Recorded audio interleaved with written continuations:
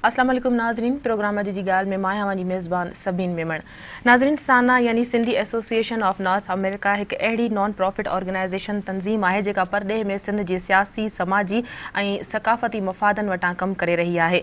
अॼु असां हिन परॾे में कमु कंदड़ तंज़ीम साना जे हवाले सां इहो प्रोग्राम करे रहिया आहियूं त इन तंज़ीम जो मक़सदु छा आहे ऐं कहिड़ी तरह सिंध जे मफ़ादनि खे नज़र में रखंदे ऐं सिंध जे मसइलनि जे हल लाइ कोशिशूं करे रही आहे। असांखे स्टूडियो में जे महिमान अॼु जॉइन कयो आहे साना जा जॉइंट सेक्रेटरी बि आहिनि ऐं सदन तालुक़ सिंध जे भलोड़ शहर सखर सां आहे। असां स्टूडियो में आहिनि डॉक्टर ख़लील मेमण साहब। वॾी महिरबानी डॉक्टर साहब, वञी प्रोग्राम में आया। डॉक्टर साहब, मूंखे इहो ॿुधायो त साना यानी Sindhi association of north America in जो बुनियादी मक़सदु छा आहे? बेसिकली सना जेका आहे Sindhi association of north America उहा अॼु खां 30 साल पहिरियों जेके हितां सिंधी माइग्रेट थिया अमेरिका में पढ़ण जे हिसाब सां, प्रोफेशनल जे हिसाब सां ऐं डिफरेंट वे में हितां सिंध मां मूव करे अमेरिका में सेटल थिया, उन्हनि इहा ज़रूरत महसूसु कई त असांजी का अहिड़ी सिंधियुनि जी तंज़ीम हुजे जेका सिंध जे सियासी, सकाफ़ती, इक़्तिसादी मामलनि में उन्हनि जी लुक आफ्टर करे ऐं उन्हनि ते गहरी नज़र रखी उन्हनि जे इशूज़ ते पंहिंजो आवाज़ु उथारे। बेसिकली जेके सिंध जा इशूज़ आहिनि या जेके परॾे में रहंदड़ सिंधियुनि खे मसाला थियनि था। हा, बिल्कुलु डेफिनेटली जेके सिंध में इशूज़ आहिनि ऐं ॿियो जेको बि न्यू जनरेशन असांजे उते पैदा थिए थी पई त उन्हनि खे सिंध सां कनेक्ट असां कल्चरली पंहिंजे औलाद खे, पंहिंजे जनरेशन खे सिंध सां कनेक्ट करे रखूं त बाबा असांजा जेके रूट्स आहिनि उहा सिंध धरती सां आहिनि। असांजी माउ जो असांजे मथां सिंध माता जो कर्ज़ु आहे। असीं चाहे अमेरिकन थी विया आहियूं, अमेरिका में रहूं था पिया, उते सक्सेसफुल एंटरप्रेन्योर आहियूं, डॉक्टर्स आहियूं, इंजीनियर आहियूं, ज़िंदगीअ जे हर शोबे में असांजा सिंधी तमामु सक्सेसफुल आहिनि, पर हुननि पंहिंजी सोच, पंहिंजो कनेक्शन सिंध धरती सां रखियो आहे। सो इन करे असीं सना खे वजूद में आंदोसीं त इन्हनि जे हुन सां असीं पंहिंजी आइडेंटिटी जेका आहे, असांजी जेका शनाख़्त आहे उहा बरक़रार रखी सघे। डॉक्टर साहब, इन में तव्हां ॾाढी बहितरीनु ॻाल्हि कई त नई नसल खे जेको आहे सो पंहिंजी तहज़ीब, तमदन ऐं पंहिंजी सकाफ़त, पंहिंजी ॿोली ऐं पंहिंजे तालुक़ जी ॼाण हुजे त असां कहिड़े तहज़ीब ऐं तमदन रखंदड़ सदियूं पुराणी जेके क़ौम जा वारिस आहियूं। इन में केतिरी कामयाबी तव्हांखे मिली सघी आहे? छो त काफ़ी इन में तव्हांखे वर्क बि करिणो पियो हूंदो ऐं काफ़ी महिनत तलब इहो कमु आहे। तव्हां सम्झो था केतिरी कामयाबी मिली सघी आहे ऐं कहिड़ी तरह तव्हां पंहिंजो मैसेज कन्वे करण में कामयाबु रहिया आहियो? या छो जो असांजी जेका जनरेशन उते पैदा थिए थी पई उहा उतां जी अमेरिकन पैदा थिए थी पई, उन धरतीअ ते पैदा थिए थी पई, उन माहौल में, उन कल्चर में, उन एटमॉस्फेयर में रहे थी पई। जॾहिं उहे वॾा थियनि था पिया त पोइ इन करे असीं सना जे प्लेटफॉर्म तहत हर साल हिकिड़ी गेट टुगेदर कंदा आहियूं, जंहिंखे असां सना कन्वेंशन जे नाले सां टाइटल ॾिनो आहे। हर साल उहो डिफरेंट स्टेट जे डिफरेंट शहरनि में उहा सना कन्वेंशन थींदी आहे, परॾे में उते अमेरिका में। पोइ उन तहत असीं सभु सिंधी फैमिलीज़ ईंदियूं आहिनि।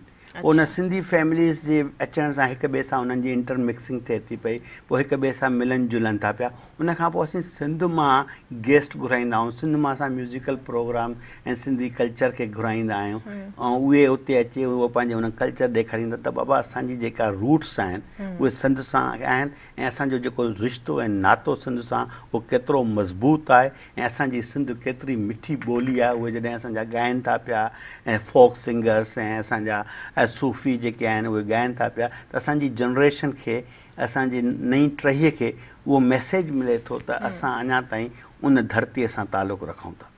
डॉक्टर साहब, सिंध जी मौसीक़ी, सिंध जो म्यूज़िक, सिंध जो कल्चर त अहिड़ो आहे जंहिंखे ॿाहिरि रहंदड़ अंग्रेज़ बि अपनाइनि था, ख़ुशी महसूसु कनि था। असांजो ख़ासि हिकिड़ो मुनफ़रिद सुञाणप ऐं लिबास आहे, अजरक आहे, टोपी आहे या गज आहिनि, त तव्हां सम्झो था त इन मां उहे केतिरो इंस्पायर थियनि था, केतिरो अपनाइनि था इन शइ खे, ऐं जीअं जीअं उन्हनि खे ॼाण मिले थी त उन्हनि खे केतिरी ख़ुशी थिए थी ऐं केतिरो सुठो लॻे थो उन्हनि खे। Definitely there is no doubt about it. छो जो असां वरी हाणे जॾहिं खां मां सम्झां थो सिंध टीवी वारनि अजरक टोपी डे मल्हाइणु शुरू कयो आहे, उन सां बि वॾो हिकिड़ो फ़र्क़ु पियो आहे। उहा बि मैसेज असांजे उते जेके अमेरिका में रहंदड़ सिंधी आहिनि, नौजवान ऐं नई नस्ल जेका आहे, उहे ॾिसनि था त असांजी जेका शिनाख़्त आहे उहो अजरक ऐं टोपी आहे, असांजी जेका इज़त आहे उहा अजरक ऐं टोपी आहे, उहो असांजो जेको तहज़ीब आहे कल्चर आहे उहो अजरक ऐं टोपी आहे। पोइ हाणे असीं उहो शुरू कयो आहे हुते अमेरिका जे शहरनि में उन टोपी ऐं अजरक डे मल्हाइण। लास्ट टाइम असां शिकागो में अजरक ऐं टोपी डे मल्हायोसीं कि माण्हू परेशान थी विया, अंग्रेज़ असांजी उन कल्चर खे ॾिसी उन रंगनि खे ॾिसी ऐं असांजी मुहबतुनि खे ॾिसी ऐं असांजे उन पाण में मिलाप खे ॾिसी एतिरो परेशान थी विया त वाक़ई सिंध जा जेके माण्हू आहिनि उहे उतां माइग्रेट थी हिते अचे अञा ताईं पंहिंजे कल्चर खे ऐं पंहिंजे तहज़ीब खे ऐं पंहिंजे तमदन खे उजागर कयूं वेठा आहिनि। डॉक्टर साहब कीअं तव्हां ॾिठो त माण्हुनि खे हाणे इंतज़ारु हूंदो जॾहिं खां सिंध टीवी टोपी अजरक डे जेको आहे सो मल्हाइणु शुरू कयो आहे, तव्हां सम्झो था त माण्हुनि खे हाणे इंतज़ारु रहंदो आहे त कॾहिं इहो ॾिहाड़ो वरी अचे थो, ईअं असां रंग बिरंगी जेके आहिनि से अजरक जा टोपी जा जेके आहिनि से पहिरियों रंग बिरंगी वॻा ठारायूं ऐं माण्हुनि में उहे मोहबतूं उहे मेला उहे मलाखड़ा वरी उहे सभु असां गॾिजी मल्हाए सघूं। डेफिनेटली असांजूं अदड़ियूं असांजूं माऊं असांजूं भेनर उहे बि उहे पंहिंजा गजनि वारा कपिड़ा पाए ऐं अजरकनि जूं पोतियूं पाए ऐं असांजा नौजवान नंढड़ा ॿारड़ा तव्हां अमेज़िंग तव्हां ॾिसी परेशान थी वेंदव त उहे कीअं था नंढड़ा ॿार असांजा अजरक जा पाइनि था पिया, टोपियूं पाइनि था पिया ऐं पंहिंजो होश जमालो ते कीअं था मस्तु थी पंहिंजो झुमरियूं हणनि। सो इहो तमामु हिकिड़ो सुठो मैसेज बि वञे थो पियो ऐं हिकिड़ो बांड बि डेवलप थिए थो पियो सिंध सां। सिंध सां डॉक्टर साहब इहो त थी वियो त वाक़ई पंहिंजी धरती सां पंहिंजी ॿोली सां पंहिंजी तहज़ीब तमदन सां एतिरी मोहबत हूंदी आहे। उते जेके रहंदड़ ॿियूं सिंधियुनि खां अलावा जेके ॿिया उते जा जेके रहाकू आहिनि उन्हनि जो लाड़ो उन्हनि उहे इन शयुनि मां कीअं इंजॉय कंदा आहिनि या उहे इनखे कीअं अपनाइनि था, उन्हनि खे कहिड़ी तरह इन्हनि मां मज़ो अचे थो, उन्हनि जी मोट तव्हांखे कहिड़ी हूंदी आहे?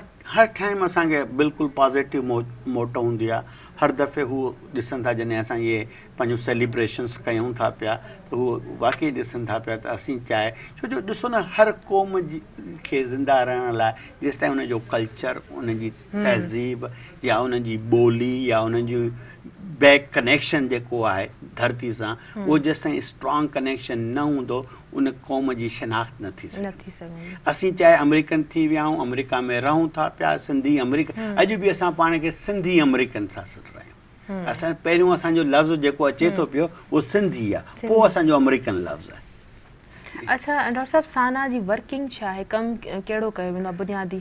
सना जेका आहे बेसिकली हिन दफ़े त असीं तमामु एग्रेसिवली एजुकेशन ते तालीम जेका आहे जंहिं अंदाज़ सां सिंध जी तालीम ॾिसूं था पिया ऐं सिंध जी तालीम जंहिं अंदाज़ सां पुठिते थी थींदी वञे, जंहिं अंदाज़ सां ॾिसो न कंहिं बि क़ौम जी तरक़ीअ जो दारो मदार उन जी तालीम ऐं उहा तालीम इंसान जो ज़ेवर। अॼु उन तालीम जे करे असीं अमेरिका में सक्सेसफुल आहियूं। असीं बि इन्हनि पीलनि स्कूलनि मां पढ़ी अमेरिका विया आहियूं, उते वञी महिनत कई आहे। अॼु असांजो जेको बैकग्राउंड बि आहे त इन्हनि सखर जे नंढड़नि स्कूलनि में प्राइमरी स्कूलनि में असीं पढ़ियासीं ऐं पीलनि स्कूलनि में जेके आहिनि गवर्नमेंट स्कूलनि में पढ़ियासीं ऐं उन्हनि मां पढ़ी वञी अमेरिका में अॼु असां सक्सेसफुल एंटरप्रेन्योर आहियूं या सक्सेसफुल डॉक्टर्स आहियूं या सक्सेसफुल इंजीनियर आहियूं ऐं तरक़ी कई आहे त उहो उन्हनि जी उहा तालीम ई आहे जेका असांखे उन लेवल ते वठी वई आहे। सो अॼुकल्ह असां सना जो जेको मेन फोकस आहे उहो तालीम आहे।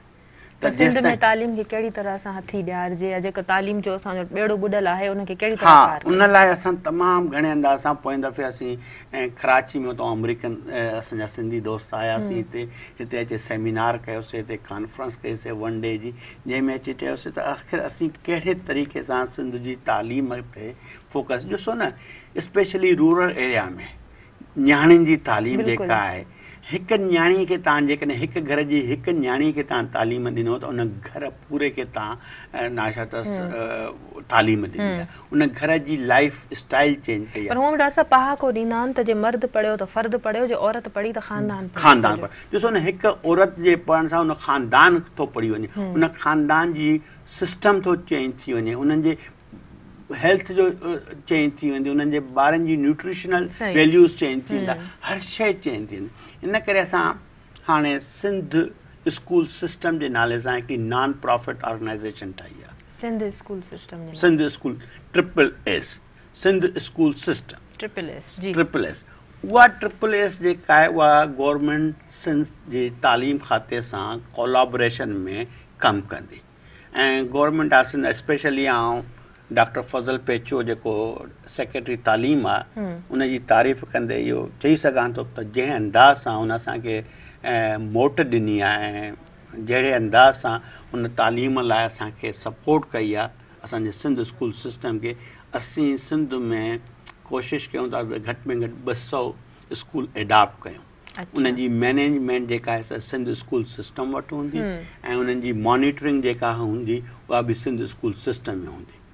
सो उहे शयूं करे उन्हनि स्कूलनि खे असीं हिकिड़ो मॉडल ठाहींदासीं, उन मॉडल खां पोइ हर ज़िले में उहे रुप्लिकेट कंदा वेंदासीं। इन ते कमु शुरू कयो वियो आहे या इहो कॾहिं कयो वेंदो? इहो ऑर्गेनाइज़ेशन ठही वई आहे ऐं रजिस्टर जे प्रोसेस में आहे। स्कूलनि जी एडॉप्शन जो प्रोसेस ख़तमु थी चुको आहे, एप्लीकेशन असां ॾेई चुका आहियूं। हाणे जॾहिं असांजो अगस्त जे एंड में शिकागो में जेको कन्वेंशन थिए थो पियो उन में इंशाल्लाह सेक्रेटरी तालीम डॉक्टर फज़ल पेचो असांखे उहो जेके एडॉप्शन स्कूल जो ऑर्डर असांखे हथ में ॾींदो, उन खां पोइ असां उनखे प्रोसेस शुरू कंदासीं। डॉक्टर साहब तव्हां जीअं ॻाल्हि कई त तव्हां बि इन्हनि पीलनि स्कूलनि में नंढनि सरकारी स्कूलनि में पढ़ी करे कामयाबी जी हिन मंज़िल ताईं पहुता आहियो, त कहिड़ो फ़र्क़ु हुयो? अॼु असां वटि तालीम जो उहो मयार कोन रहियो आहे। अॼु इहो आहे जो सरकारी स्कूल में जंहिं वालदेन खे जेको अफोर्ड करे था सघनि उहो बिल्कुलु पसंदि नथा कनि त पंहिंजनि ॿारनि खे सरकारी स्कूल में दाख़िल कराइजे, छो त उन्हनि जे ज़हन में इहा ॻाल्हि वेही रही आहे त सरकारी स्कूल में त पढ़ाई आहे ई कोन। जेकॾहिं ॿार खे बहितर मुआशरे में फ़र्द बनाइणो आहे त लाज़मी असां प्राइवेट स्कूल में ॿारनि खे दाख़िल करायूं। त छो असां वटि सरकारी स्कूलनि जो मयार एतिरो किरी पियो आहे, असां वटि तालीम जो मयार एतिरो किरी पियो आहे, जॾहिं त अॻु में तालीम जो मयार इहो हो त तव्हां जहिड़ा बि जेके इनसे लाइक़ु माण्हू पढ़ी करे हिन रुतबे ताईं पहुता आहिनि, त तॾहिं अॼु में कहिड़ो फ़र्क़ु आयो आहे? छो त ॾींहों ॾींहुं क़ौमूं वधीक तरक़ी कंदियूं आहिनि, असां इन अरसे में पोइते छो विया आहियूं? उनजा केतिरा ई फैक्टर्स आहिनि। शायदि त उन में उस्ताद जो वॾो रोल आहे। असांजो ॾिसो न उन दौर में हर वक़्तु इहो चयो वेंदो आहे त पीउ माउ खां पोइ जेको दर्जो आहे उहो उस्ताद जो दर्जो आहे। यानी असीं जॾहिं घर में असां केतिरो टाइम रहूं था, स्कूल में असांजो केतिरो टाइम गुज़रे थो, उन वक़्तु उस्तादनि जी कमिटमेंट हूंदी, उन वक़्तु उस्ताद डेडिकेटेड हूंदा, उहे सोचींदा त हिन ऐं फ़ख़ुरु महसूसु कंदा हुआ उस्ताद त असां शागिर्द था पैदा कयूं।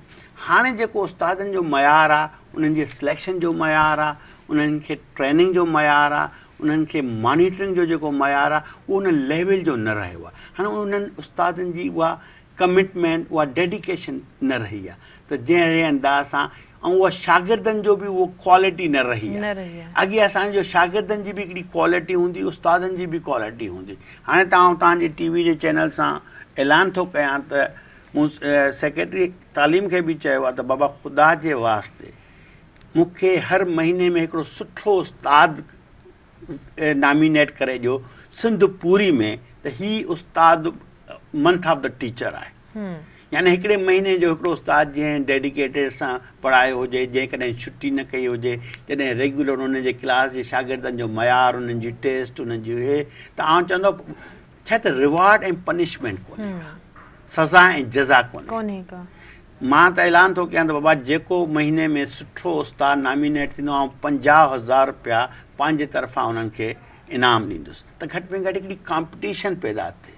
डॉक्टर साहब इन में ॾोहो रुगो उस्तादनि जो बि कोन्हे को, उन्हनि खे रिआयत ॾींदड़ उन सरकार जो बि आहे, उन्हनि ते हथु रखंदड़ उन्हनि माण्हुनि जो बि आहे जंहिंजे तवसर सां उन्हनि खे नौकरियूं मिलनि थियूं या उस्ताद वीज़ा ते वञनि था। शागिर्दनि जो बि इन में ॾोहो चई सघे थो, जॾहिं स्कूल में पढ़ाई न हूंदी त शागिर्द कीअं ईंदा? हाणे तव्हां ॾिठो त 9th 10th या फस्ट इंटर जा जेके इम्तिहान थिया हुया उन में बाक़ाइदा असांखे एतिरो कापी कल्चर हिकिड़ो नज़र आयो, जेके मौजूदु उते जेके उस्ताद हुआ उन्हनि जी सरपरस्ती में इहो कमु थी रहियो हुयो। हा न, आउं बिल्कुलु तव्हां सां एग्री आहियां त छा त कमिटमेंट जी ॻाल्हि आहे, उहा गवर्नमेंट साइड में कमिटमेंट हुजे, विल हुजे। जेसि ताईं विल गवर्नमेंट न कंदी ऐं तालीम खे डीपोलिटिसाइज़ न कंदी तेसि ताईं असांजी तालीम अॻिते न वधंदी। असां ऐं दोस्त जेके MPA प्राइवेट महफ़िलनि में असां वेंदा, मां उन्हनि खे चवंदा त यार ख़ुदा आहे ॿिनि इदारनि ते रहम कयो, हिकु एजुकेशन, ॿी हेल्थ। इन्हनि ॿिनि ते जेकॾहिं तव्हां पॉलिटिकल इन्फ्लुएंस, इन में का पॉलिटिकल भर्ती न कयो, मेरिट कयो, पंहिंजी जेकॾहिं नसुल खे सुधारणो आहे, जेकॾहिं पंहिंजी तालीम खे सुधारणो अथव त ख़ुदारा पंहिंजो इन एजुकेशन एंड हेल्थ ते कंप्रोमाइज़ न कयो। इनक़िलाब आणो एजुकेशन में, डॉक्टर साहब ब्रेक जो वक्त है, ब्रेक का ॻाल्हाईंदासीं हेल्थ जंहिंजे तरफ़ तव्हां इशारो कयो। ॿ वाकई मेन तमामु इशूज़ आहिनि जंहिंमें अगर बेहतरी अची सके तो यकीनन सिंध तरक्की करे सके थी। नाज़रीन, प्रोग्राम जो सिलसिलो जारी रहंदो, डॉक्टर साहब सां ॻाल्हियूं भी कंदा रहंदासीं, पर वक्त है ब्रेक जो, वठूं था ब्रेक।